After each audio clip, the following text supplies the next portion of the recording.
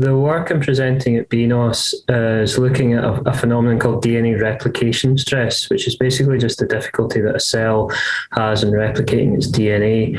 Now, we know that cancer cells in particular and brain tumour cells very definitely have higher levels of this DNA replication stress, and it's caused when replication forks meet barriers during the normal DNA replication in S phase.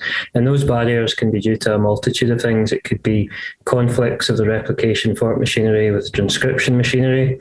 It could be a lack of the basic building blocks of DNA, or it could be a disorganization of the actual process of DNA replication and the origin firing in the cancer cell, which, due to the mutations and activations of oncogenes in cancer, is particularly prominent.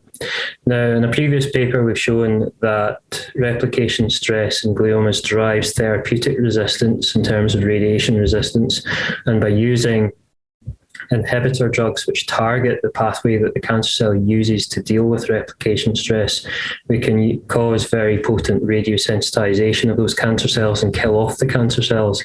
However, this work looks at a very unexpected effect of DNA replication stress, in that replication stress appears to be upregulating the repair protein ATR, and ATR then appears to be having a role out with the nucleus and actually affecting the way that glioma cells invade. So it brings this whole new kind of horizon to using drugs which target replication stress. Not only do these agents maybe cause increased DNA damage and get around the fact that glioma cells can be resistant to radiation, but they also have this very useful effect in abrogating invasion in glioma. Now, that could have very definite benefits for patients, because we know that it's actually the invasion of glioma cells into the brainstem and other vital parts of the brain that cause death of patients due to this disease.